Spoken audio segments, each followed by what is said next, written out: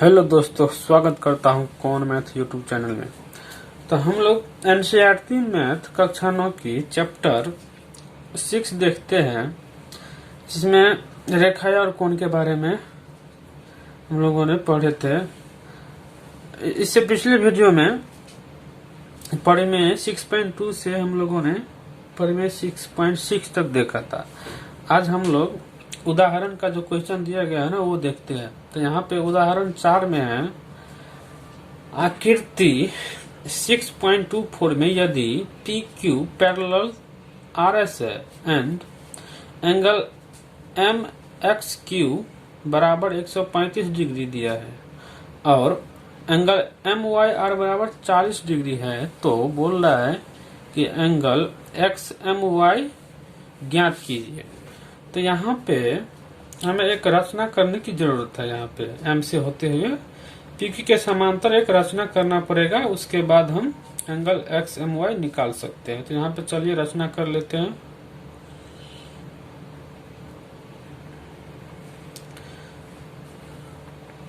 रचना इस तरह किया जाता है। तो यहाँ पे लिखेंगे, हल में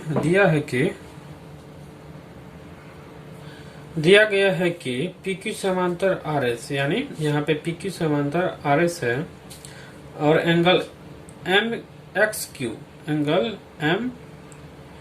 MXQ बराबर 135 डिग्री ये है, एंगल X 135 डिग्री और एंगल MYR बराबर 40 डिग्री, एंगल MYR बराबर ये बराबर 40 डिग्री दिया गया है। रचना करेंगे, PQ समांतर एक रेखा AB M से होकर खींचा। PQ के समांतर जो है ना, ये PQ है, इसके समांतर एक रेखा AB बिंदु M से होते हुए खींचा, वही यहाँ पे लिख लिया। अब यहाँ पे PQ समांतर क्या हो जाएगा, AB। यहाँ पे लिखेंगे, चूंकि PQ समांतर AB है, इसीलिए यहाँ पे ये तिर्यक रेखा है XM। तो यहाँ पे तिर्यक रेखा XM के एक ओर के अंतः कोणों का योग 180 डिग्री होगा। आपने परिमेय में पिछले वीडियो में पढ़ा है। तो यहाँ पे एंगल लिखेंगे, एंगल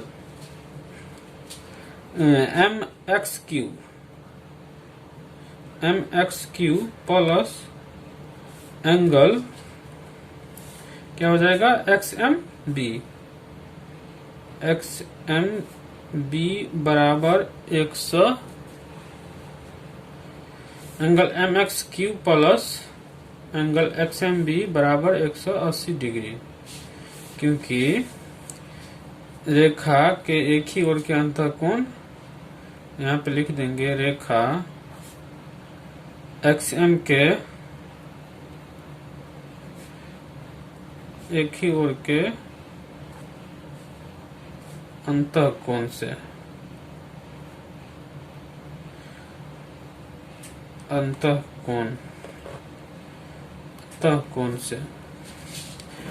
तो यहाँ पे इसको जो है ना, यहाँ पे कितना हो जाएगा, यहाँ पे इसका मान तो कितना दिया गया है, यहाँ पे XMB आपका हो गया XMB और यहाँ पे MXQ कितना दिया गया है, 135 डिग्री बराबर 180 डिग्री। तो यहाँ पे इसीलिए हो जाएगा XMB बराबर 180 माइनस 135, यानी ये 10 में से 5 गया 5, ये हो गया 7, 7 में से 3 गया 4, ये एक यानी 45 डिग्री आपका मान हो गया। किसका, XMB का। इसका XMB का इस कोण का मान आपका आ गया 45 डिग्री। यहाँ पे इसको लिख सकते, कोई दिक्कत नहीं है। यहाँ पे फिगर में XMB का मान हो गया 45 डिग्री। अब चलिए यहाँ पे इसको एक मान लेते हैं, समीकरण 1। XMB का मान निकालिए 1। अब क्या है, यहाँ पे लिखेंगे, चूंकि यहाँ पे देखिए PQ समांतर AB है और PQ के समांतर RS है। तो यहाँ पे लिखते हैं PQ समांतर AB और पीक्यू के समांतर आपका आर एस है, इसीलिए यहाँ पे एक लाइन पीक्यू के समांतर ए बी है और पीक्यू के समांतर आर एस है, तो यहाँ पे ये भी आपस में समांतर होता है। आपने परिमेय 6 पेंसिल में पढ़ा है कि एक ही रेखा के समांतर रेखाएं भी आपस में समांतर होती है। तो यहाँ पे एक रेखा ये है जिसके समांतर ए बी है और आर एस है, तो यहाँ पे ये आपस में भी समांतर होंगे। तो यहाँ पे लिखेंगे इसीलिए ए बी समांतर आर एस। तो आप फिगर में देखिए, फिगर में क्या है, जब ए बी समांतर आर एस है तो यहाँ पे एकांतरण कोण ये आर वाई एम बराबर हो जाएगा आपका ये इसके बराबर, यानी जो आर वाई एम है वही होगा एकांतर कोण से बी एम वाई, तो इसका मान भी 40 डिग्री हो जाएगा। यहाँ पे लिख लेते हैं, यहाँ पे हो जाएगा आपका R Y M angle R Y M बराबर एंगल बी एम वाई एकांतर कोण से, एकांतर अंतः कोण से। एकांतर अंतः कोण को आप डायरेक्टली एकांतर कोण भी कह सकते हैं, कोई दिक्कत नहीं है। यहाँ पे इसीलिए हो जाएगा आपका एंगल बी एम वाई बराबर 40 डिग्री। इसको आप 2 मान लीजिए, क्योंकि आर वाई एम बराबर 40 डिग्री दिया गया है क्वेश्चन में, इसीलिए यहाँ पे इसके बराबर ये है, इसीलिए बी एम बराबर 40 डिग्री हो गया। तो यहाँ पे इसको 2 मान लेते हैं। अब लिखेंगे समीकरण 1 और 2 को जोड़ने पर समीकरण 1 + 2, तो यहाँ पे इसको जोड़ लेते हैं सिंपली। 1 में क्या है आप देख सकते हैं, यहाँ पे एक्स एम बी बराबर क्या निकला है 45 डिग्री। तो एक्स एम बी प्लस बराबर के एक साइड को पहले जोड़ा जाता है, तो यहाँ पे हो गया आपका ये B M Y angle B M Y. इन दोनों को इस साइड बराबर वाले के साइड जोड़ेंगे, तो यहाँ पे ये 45 है, 45 प्लस ये 40, यानी आपका फिगर में देखिए आप एक्स एम बी को एंगल एक्स एम बी और एंगल बी एम वाई को जोड़ोगे तो क्या आएगा अपना एक्स एम वाई, जो कि मुझे निकालना है। यहाँ पे देखिए एक्स एम वाई का मान ज्ञात कीजिए, यही बोल रहा है। तो यहाँ पे ये हो जाएगा, इन दोनों को जोड़ेंगे तो फिगर में देख लिए क्या आया, एंगल एक्स एम वाई बराबर आपका कितना हो गया 45 और 40 हो गया 85। यही आपका आंसर हो गया। चलिए अब नेक्स्ट क्वेश्चन उदाहरण 5 देखते हैं। उदाहरण 5 है, यदि एक तिर्यक रेखा 2 रेखाओं को इस प्रकार प्रतिच्छेद करे कि संगत कोणों के एक युग्म के समद्विभाजक परस्पर समांतर हो, तो सिद्ध कीजिए कि दोनों रेखाएं भी परस्पर समांतर होती है। तो यहाँ पे चलिए फिगर के अनुसार समझते हैं। तो यहाँ पे फिगर में मान लीजिए 2 रेखाएं को एक तिर्यक रेखा, ये आपका 2 रेखाएं हो गया पी क्यू और आर एस, पी क्यू और आर एस।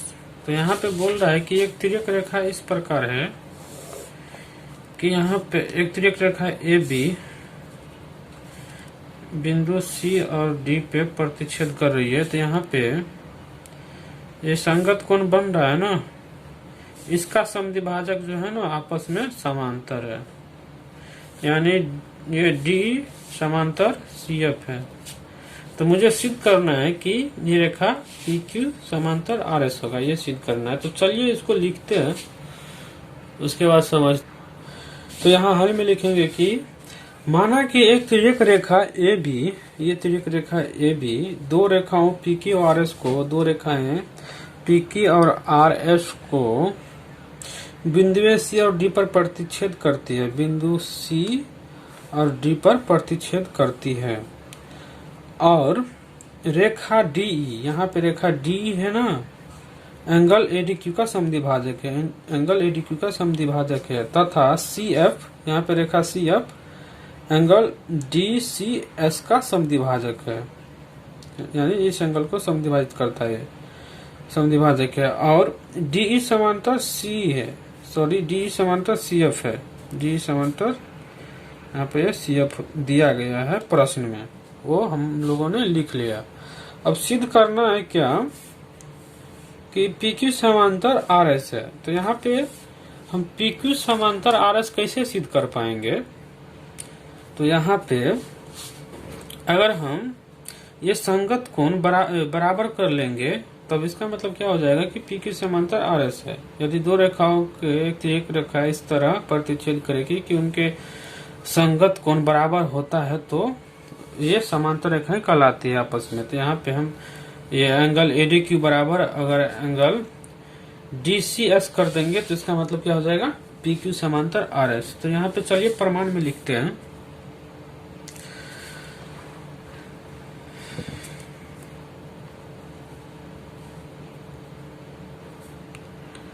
यहाँ पे प्रमाण में लिखेंगे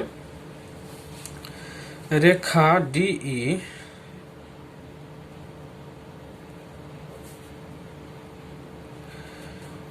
एंगल ADQ का समद्विभाजक है।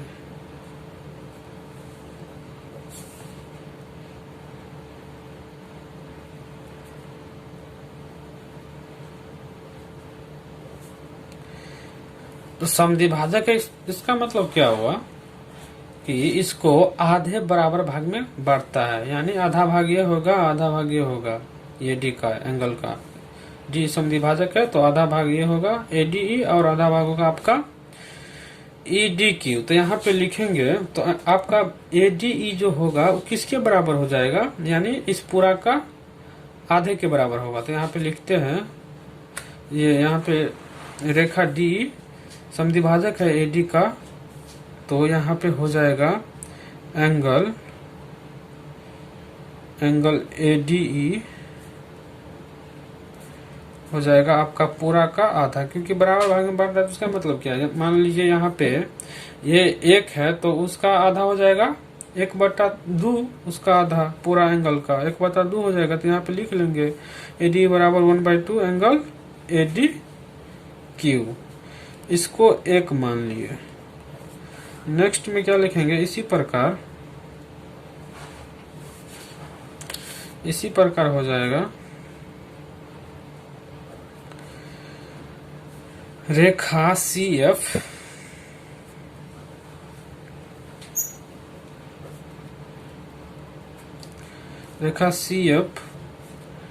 एंगल DCS को समद्विभाजित करता है, एंगल DCS को समद्विभाजित करता है।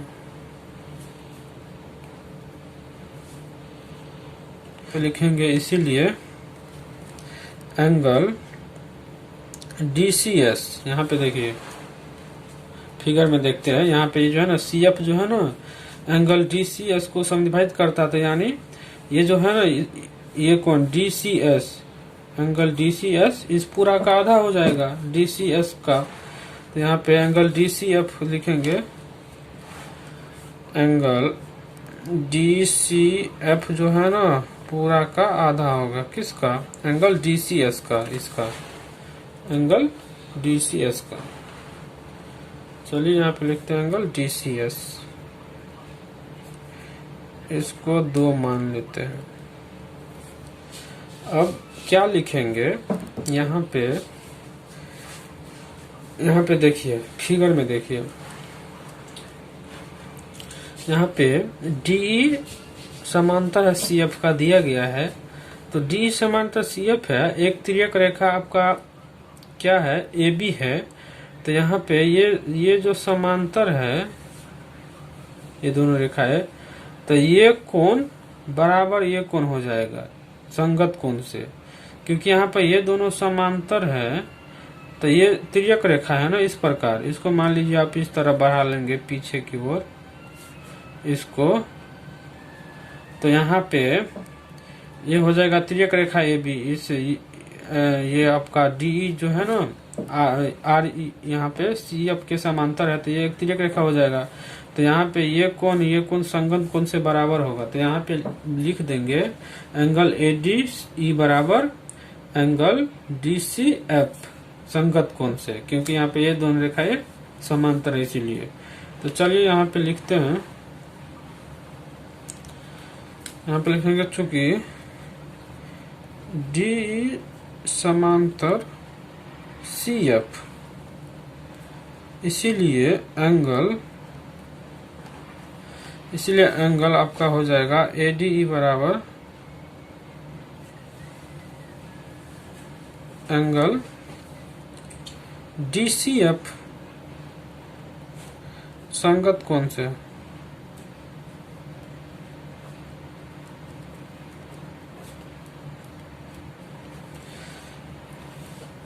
इसको मान लेते हैं 3।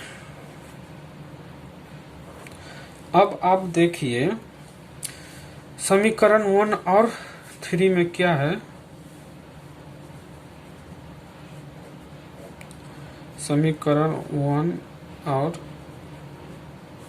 3 से क्या हो जाएगा, एंगल AD के बराबर क्या है 1/2 एंगल ADQ। यहाँ पे एंगल ADA के बराबर क्या है एंगल DCF, तो यहाँ पे एंगल DCF बराबर क्या हो जाएगा 1/2 एंगल ADQ। तो यहाँ पे इसको लिख लिए एंगल DCF बराबर एंगल 1/2 एंगल ADQ। इसको 4 मान लेंगे। अब 4 में और 2 में आप देखिए एंगल DCF बराबर क्या है 1/2 एंगल DCS, और यहाँ पे इक्वेशन 4 में इसको 4 मान लिए हैं। यहाँ पे एंगल DCF बराबर क्या है 1/2 एंगल ADQ। तो यहाँ पे ये दोनों बराबर है तो क्या हो जाएगा 1/2 DCS बराबर 1/2 ADQ। तो इसको यहाँ पे समीकरण 2 और 4 से लिखेंगे। यहाँ पे समीकरण 2 और 4 से 1/2 एंगल DCS बराबर 1/2 एंगल ADQ। तो यहाँ पे यहाँ लिखेंगे एंगल DCS बराबर 1/2 एंगल ADQ, और ये 2 जो है ना यहाँ पे आ गया, इसको यहाँ पे काट दिए और इसीलिए लिखेंगे एंगल DCS बराबर एंगल ADQ हो जाएगा। अब यहाँ पे देखिए एंगल DCS और एंगल ADQ तिर्यक रेखा AB पर बना हुआ संगत कोण है।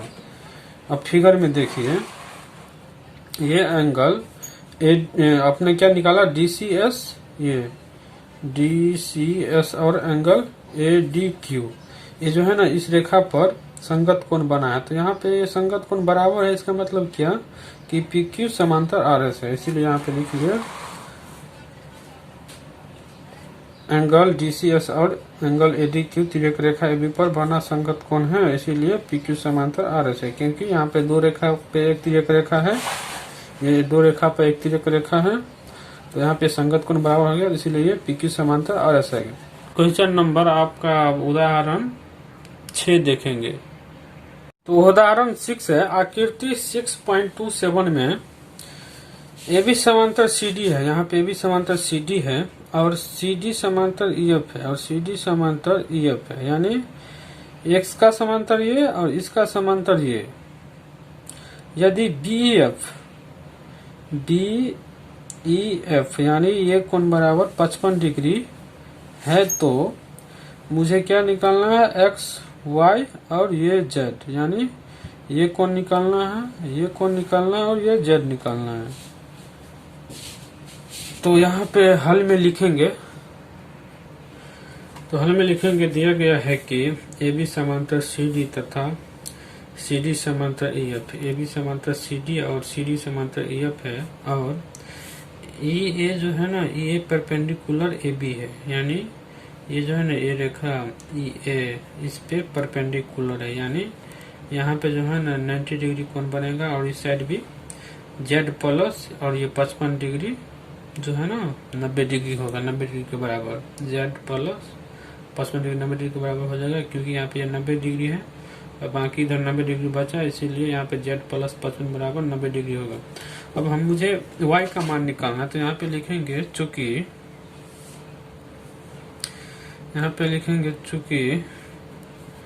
CD समांतर EF दिया गया है, तो यहाँ पे तिर्यक रेखा तिर्यक रेखा मान लीजिए आपका BE है, तो इसके एक ही ओर के अंतः कोण का इन दोनों का योग 180 डिग्री होगा। y प्लस 55 बराबर 180 डिग्री। तो यहाँ पे लिखेंगे y प्लस 55 बराबर 180 डिग्री, क्योंकि CD समांतर EF है, CD समांतर EF है और ये एक तिर्यक रेखा है यहाँ तक।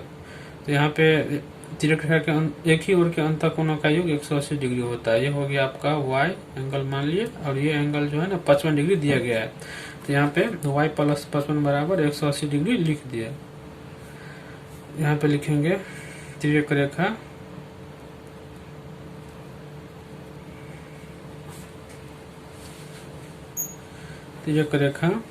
DE के एक ही ओर के अंतः कोण का योग है। तिर्यक रेखा DE के एक ही ओर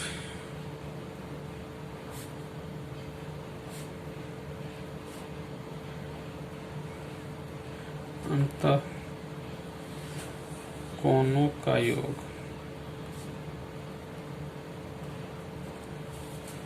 180 डिग्री। तो यहाँ पे इसीलिए हो जाएगा y बराबर आपका 180 डिग्री माइनस 55 डिग्री, यानी 125 डिग्री आपका y का माना गया।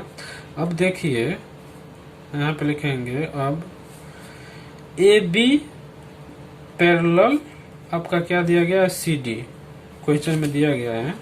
यहाँ पे AB पैरेलल है CD का भी। तो यहाँ पे क्या हो जाएगा, फिगर में देखिए AB पैरेलल CD है और एक तिर्यक रेखा BD इस तरह है कि यहाँ पे x बराबर, यहाँ पे संगत कोण जो है ना x बराबर y हो जाएगा, इसीलिए लिखेंगे x बराबर y, क्योंकि यहाँ पे तिर्यक रेखा BD बन रहा है और इसके संगत कोण बराबर होंगे। संगत कोण से लिखेंगे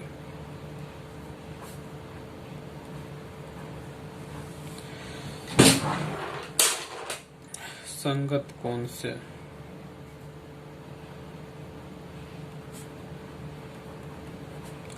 तो यहाँ पे y बराबर कितना निकाला था आपने, 125 डिग्री। तो 125 डिग्री कितने, x का मान भी 125 डिग्री हो गया। अब निकालना है z का मान। तो z का मान कैसे निकालोगे, x का मान 125 डिग्री हो गया। अब z का मान निकालना, तो यहाँ पे देखिए फिगर में, यहाँ पे ये AB पे लंब है, यानी इस पे भी ये लंब है, EF पे भी। तो यहाँ पे ये 90 डिग्री हो गया, तो बाकी z प्लस 55 भी 90 डिग्री होगा। तो यहाँ पे लिखेंगे चूंकि EF पैरेलल परपेंडिकुलर है किस पे, AB पे, तो इसी प्रकार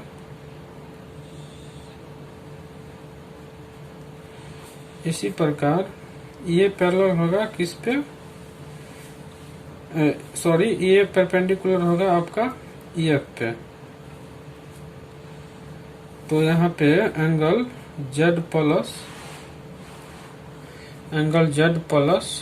55 बराबर 90 डिग्री, इसीलिए Z बराबर हो जाएगा 90 डिग्री माइनस 55 डिग्री, यानी कितना हो गया 35। 5 ये हो गया, 8 में से 5 गया 3, 35 डिग्री आपका आंसर हो गया। तब तक के लिए धन्यवाद फ्रेंड, नेक्स्ट वीडियो में मिलते हैं।